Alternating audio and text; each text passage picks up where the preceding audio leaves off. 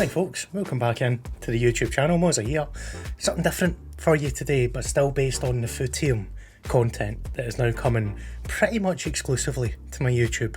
I might dabble in a few things here or there, but expect weekly or at the very least bi-weekly Footium videos going forward. And thank you so much for the reaction to the first couple that have gone out. It's been brilliant.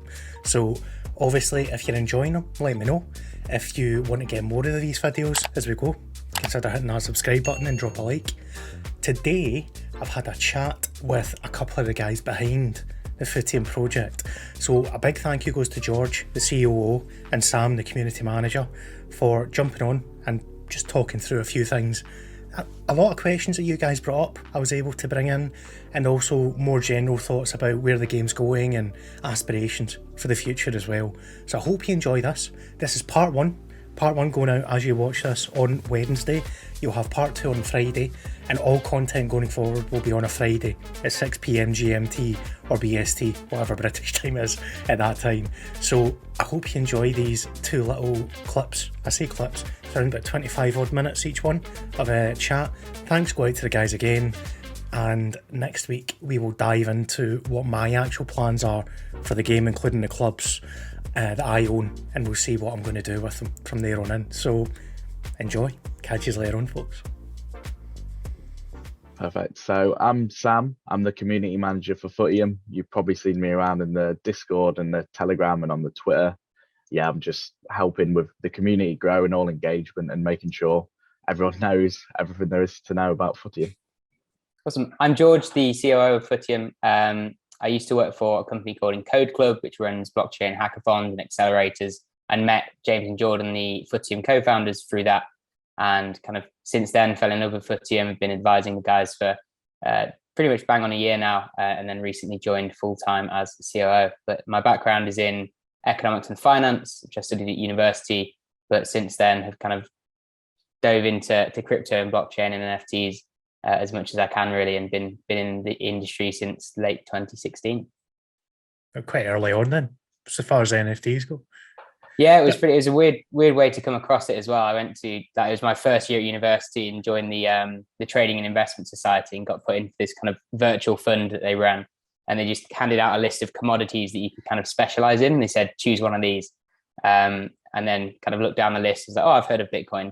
So it's weird that it was even on the list in 2016. So I picked that, and so did another guy at the meeting. And then we ended up kind of chatting about it afterwards, and turned out he'd been in it for a couple of years and kind of just snowballed from there, really. I think I took like 3 weeks off uni just to fully dive into crypto. Yeah. So I guess the easiest way to start is people might be watching this that don't really know what Footium is. They might have a vague idea of NFT gaming. They might not even have the idea of where NFT gaming sits compared to your normal computer gaming. So if you had, say, a couple of sentences to explain Footium, what would they be? I can take this one. So in a couple of sentences, I would say that Footium is a multiplayer football management strategy game, which incorporates NFTs and cryptocurrencies to reward those users who are more skilled at the game and able to kind of win a higher percentage of kind of matches than other players. And the kind of beauty of using NFTs in crypto in this way is that it gives kind of the people that are participating a bit more ownership over the kind of assets that they use, the assets that they perhaps improve or even produce through the kind of systems like their academy, which means they can themselves kind of create maybe not earn a living, but maybe in the future, but can kind of get some money back from that investment they've made into the game, as opposed to some kind of more of the Web2 football games, say, for instance, FIFA Ultimate Team. I know a lot of my friends back home will kind of buy FIFA at the start of the year, that's 60 quid, and then put a couple of £100 into packs on Ultimate Team. And at the end of the year, you kind of just forget about your team, you buy the next one, and your players just kind of fade into irrelevance. Whereas the goal is with kind of Footium is that those assets will kind of continue hopefully acquiring value over time and kind of still producing value from that, as well as having fun that is associated with football games. It's funny you brought up Ultimate Team, because I'm probably going to come back to that. I think there's a really interesting kind of link between the two. But just to start with the basic side of things, one comment I've seen quite a bit when Footiums came up is the idea of NFTs in gaming. And I think, putting a personal opinion across, I think this isn't helped by the likes of some game developers using them to basically try and milk more money out of people. And this is more your traditional game developers I'm talking here. So Ubisoft trying to launch, it was a bit of a kind of failed skin launch using NFTs rather than their traditional platform. But what would you kind of describe to someone as the value of NFTs in Footium? And I guess it would apply the same to other games of this type as well. Yeah, I can kind of take it on a just NFTs in gaming in general, because I think a lot of the public's perception, or people that aren't kind of deeply involved into crypto, is most of what you see is just the headlines about kind of a picture of a monkey being bought for hundreds of thousands of dollars, which in most people's view, and kind of mine as well, is it has no utility. Like art has value. I understand that. I'm not particularly into art myself, but it does seem kind of a bit ridiculous, especially often the way that kind of is kind of reported on in the media. But I think because of that is what most people hear about NFTs. They assume that is the extent of NFTs, is just literally a JPEG attached to a distributed storage system, and that's all you own. Whereas kind of that is, I would say, the first edition of NFTs, and now we're coming up to the kind of second, I don't want to say revolution, that's probably a bit too glorious, but second edition of NFTs, where you can have an asset in a game, and then that asset can be kind of utilized in many different ways. So as you mentioned there, with having like a skin for let's say a gun. I know CSGO skins are often kind of a commonly traded asset. However, the CSGO skin can only really be used within that ecosystem. And I think what NFTs kind of can bring is that you could use that asset and take it out of that game and put it into another game. And that's where the kind of interoperability between Web3 games comes into play. So to bring it back to Footium, you could perhaps have your stadium in Footium, and you could kind of export that from the game, and maybe even have, if we have some kind of integration with something like the sandbox, you could have your stadium in that metaverse world and kind of host your games there, where people could come along to watch it. Or similarly, maybe someone makes another kind of football game that they integrate with Footium, so you can use your Footium players outside of just Footium and in this kind of side game as well to whatever that game was. Maybe it's an actual kind of more of a FIFA manager mode style, where you can actually play with the players, etc. as well. And that is perhaps still a bit down the line, but I think now the kind of foundations for those kind of improvements in NFTs, let's say, are being laid. I think for me as well, it is just showcasing that there is utility to NFTs. I think the media, as George touched on, it just shows you the monkeys and the bored apes, and they're selling for, like George said, hundreds of thousands of dollars, and people just can't understand it. And to be honest, I can't really understand it. And then you've got this new age of NFTs in Web3 with clear utility. You can log in to, well, you have it in your wallet, you can play your Footium club, you can earn money, and your club generates more players, which you can sell on when you leave the game. It's just trying to explain to people there is utility to these NFTs. Yeah, it's funny you both used that word utility, because that's, I think, the main thing that people took from the first video I did, that when I was talking about them, I said, like, they've got some kind of intrinsic value because they have a utility that you need to own the club to get into the game and kind of use it, essentially. But do you think this is a kind of direction of travel now with NFTs, that we're going to get away from, well, that I think the art thing's always going to be part of it, but are we going to see more and more of these NFTs that you actually need to use for different things? I think so, personally. I know you touched on Ubisoft as well, and I think things like that do put us back in a lot of the mass population's eyes, because I was speaking to one of my friends and he said it is tough to explain NFTs in gaming when you've got massive companies like Ubisoft who are just looking at it for another cash grab. But I think with the way technology's going and what other companies and small startups are doing, like Footium, you're really showing that there's so much more you can do. So say someone has got interested in Footium, they want to dive in, they buy a club at the floor price, which I think at the moment is just above 0.2 ETH, isn't it? So when they've got to that stage, what happens next? How can they go ahead and, well, it's a play to earn game, so how can they look to earn money? Do you want to take this one, or do you want me to start? You go, Josh. So we both unmuted at the same time. Yeah. Yeah, so the main ways that you can kind of generate revenue through playing Footium, and we have an article coming out about this probably later this week, or maybe even be up by the time this video is out. But so there's probably, I'd say there's two main avenues. So there's firstly your team kind of having success. So this could be in terms of finishing in the top 3 of your league of 12. That means you'll be in kind of line for a prize that season. And obviously the seasons last a month, so that's kind of at least once a month you can kind of get a prize from your performance in the league. And then on that same kind of branch, there's also with the cup competitions, if you get through to certain rounds, let's say, for example, the quarterfinals, you're in line for a small reward, and semi-finals, it gets bigger. And then obviously, if you win the whole thing, you're going to get a very nice reward for that cup. And then the other avenue, I guess, is mainly through kind of your player academy. So each team has an academy with varying levels of quality of player coming through, but the average quality coming through that academy depends on a few different factors, such as your club's division, how much kind of resources you've invested into the academy through sort of player staking, or in the future, some token staking, which will be kind of a marginal benefit, but obviously not ridiculous because we don't want to make it pay to win. But yeah, those are the kind of two ways. So you could kind of mint those academy players as NFTs, and if they are kind of particularly valuable, sell them on to people, especially if you are in the kind of higher divisions. Because say you're in Division 2 and you want to keep your kind of top 6 players in the academy, you still got 4 kind of realistically quite quality players that might be snapped up by the lower divisions, and that probably even goes the same for Division 6. So there's kind of the two ways that you can earn revenue kind of in the near term, but also from our point of view, and we've started seeing this already, is kind of on the user side, they can do things such as get sponsorship from companies for their clubs. And one way that we envision kind of Footium going is leading that kind of drive towards people having ownership of the IP of their clubs, because it's just pretty cool to be able to kind of take your club and you're the proper owner. You can sort out sponsorship deals with different companies and what exposure you can give them on the social media. So even now, before the game's released, there's actually kind of quite a bit of value in trying to up your social media game and doing all the cool kit reveals I've seen people do. So yeah, that's a kind of another, maybe slightly in the future, but we've already seen a few people start going down that route as well. I must admit, it's been a bit of an eye-opener to see that when the game's not even launched yet.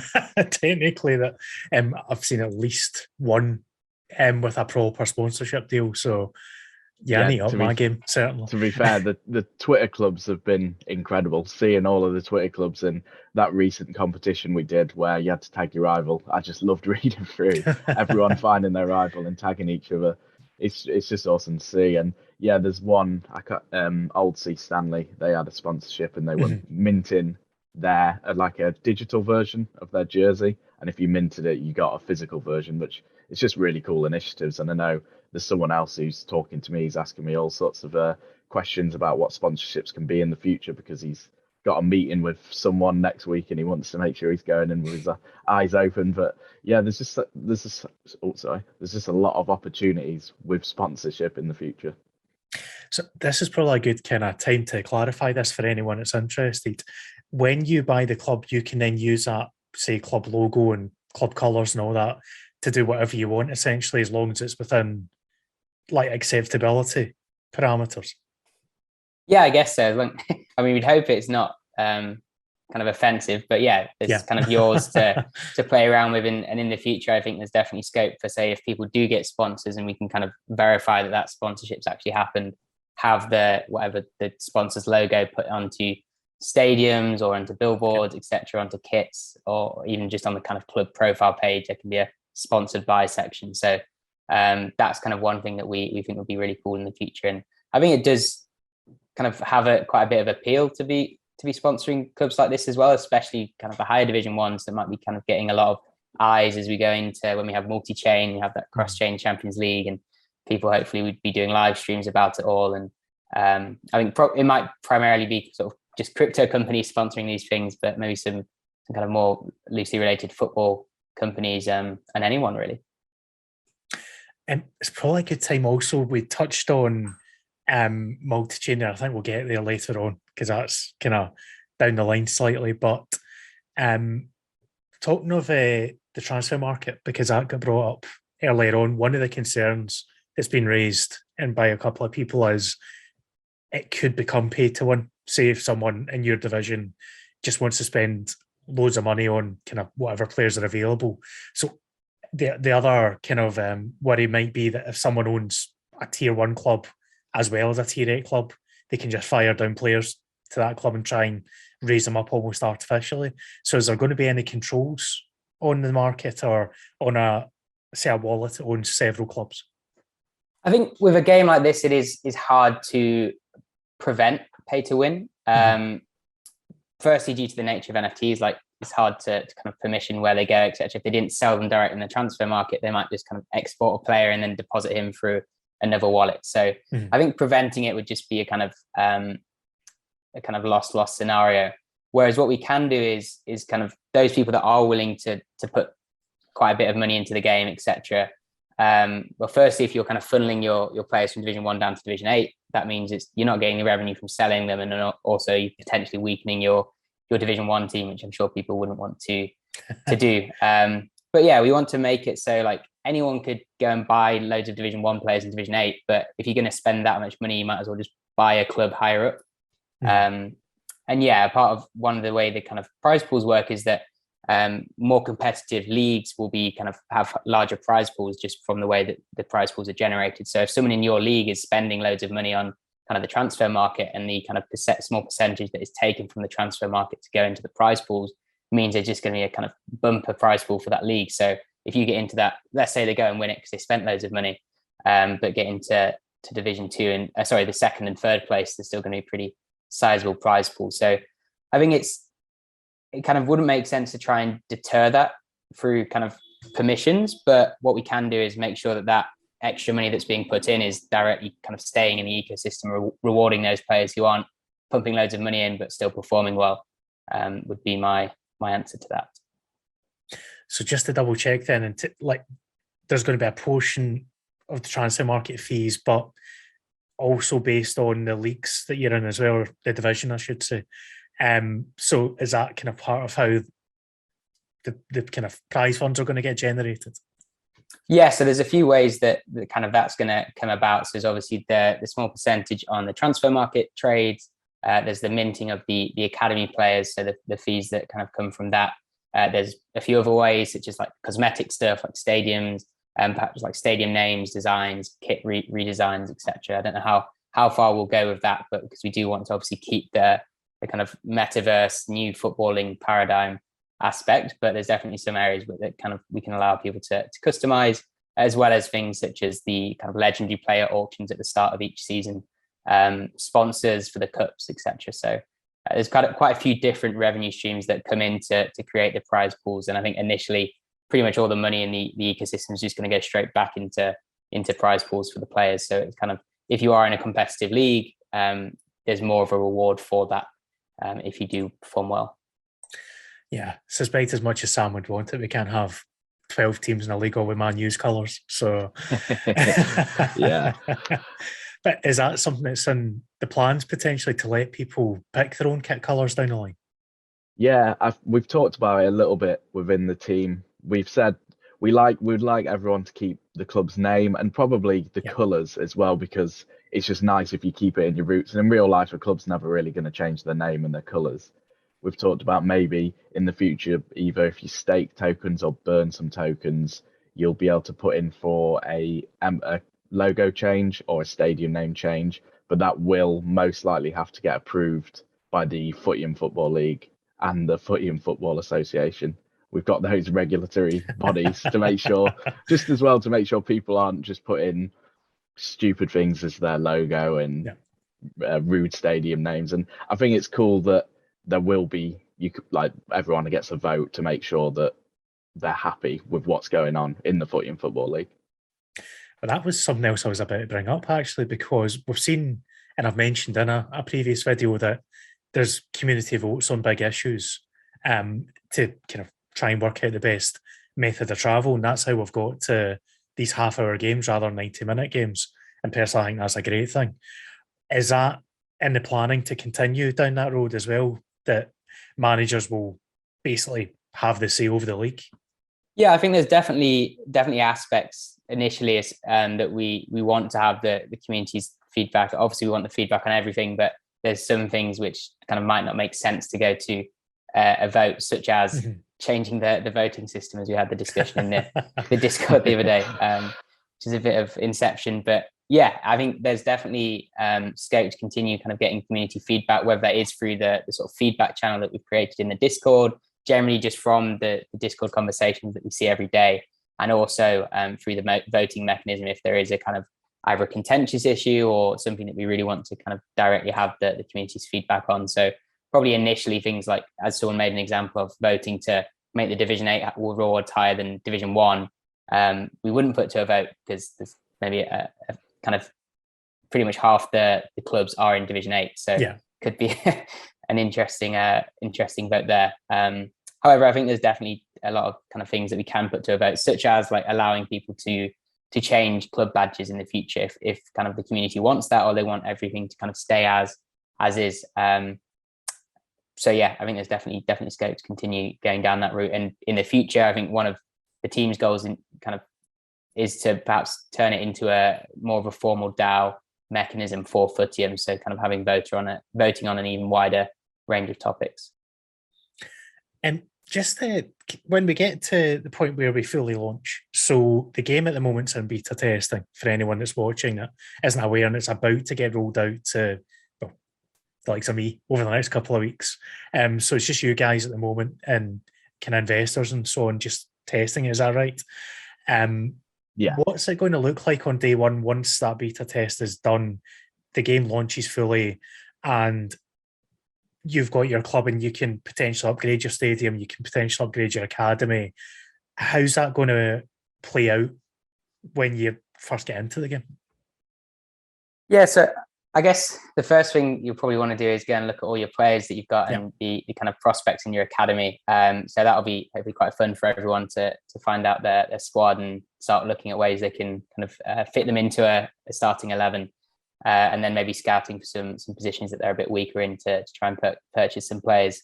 But yeah, I think there's kind of the initial approach is going to be the kind of token staking to slightly improve the average rating coming out of your academy effectively, and probably a few other places where token staking could play into effect. But we definitely want to have any effects they have to be kind of either capped at a certain, let's say, percentage, so it's not too kind of doesn't have a huge effect, or kind of just extremely diminishing returns the more you stake. So I think that might be one of the things that some people want to do initially, is making sure that kind of their academy is producing the best quality of player that they can in that division, really. And yeah, I think probably the next thing they'll kind of start to do is just playing around with tactics, formations, etc., seeing what they can fit in their squad into, and kind of looking at building out a stronger squad if they want to be very competitive and go for the win that season, or maybe just kind of settling in for that season, trying to scope out how it all works. There's also likely to be a free agent pool at the start, so there's probably going to be a lot of scouting you're going to be wanting to do, and maybe picking up some deals for your clubs. The question is Ron Foreman going to be there? No comment. If anyone doesn't know, it's basically a meme at this point, Ron Foreman, I think, in there, that just one of the players that get generated with it, just the best mutton chops you've ever seen in your life, proper 70s. But so yeah, like obviously we're kind of all gearing up towards the game launching and properly in Q1, so the next, say, month or so. But the roadmap's quite ambitious, because you've got Q2 and Q3 looking at new blockchains. So we're on Ethereum as things stand, and we'll get into the kind of layer 2 side of things in a minute, because I think that's important to explain in plain English to people as well. But when we get to Q2 and Q3 and you're looking at launching on a couple of more chains, is that going to work the same way as it did in Ethereum, that there'll be a certain amount of clubs that'll go up at a mint price and anyone can buy them, and it's a lottery as to where those clubs end up in the pyramids? Yeah, I think that's probably the approach we would go for on other chains. Obviously, we've thought about it, but not extensively put a plan in place, because the focus currently is making sure the first launch kind of goes well, and then we can kind of plan for those expansions. but yeah, I think that it makes sense to have the kind of lottery aspect, just because it then makes it fair. You can't have pay to win into, well, obviously you could then go and buy a Division 1 club after it launches, but you probably have to pay a decent amount for that. And it does mean that you don't just have Division 1 that's full of kind of, let's say, NFT whales that go in and buy it up. You also have the kind of the more the regular players who can kind of try and battle out in Division 1. But yeah, I think there's going to definitely be the kind of the minting process, and I don't know how we kind of do the whitelisting process for that right now. Obviously, that was something we did. We kind of put a lot of thought into for the first mint, because we wanted to try and ensure that a lot of the mint got into the hands of people that actually want to play it, rather than just people being able to kind of, as you've seen probably with other NFT projects, that mint out in a second, and some people have, like bots have hundreds of the supply. So and that's one thing we'd like to do again. And whether that means that kind of existing club owners will get a spot on the whitelist, I'm not sure, because obviously we want to reward community members that have clubs already, but also we want to bring new players into the game. So we'd have to definitely kind of have a think on how we can do that as well. But yeah, it'll be probably a random mint, and the idea would be to bring even more people into the game.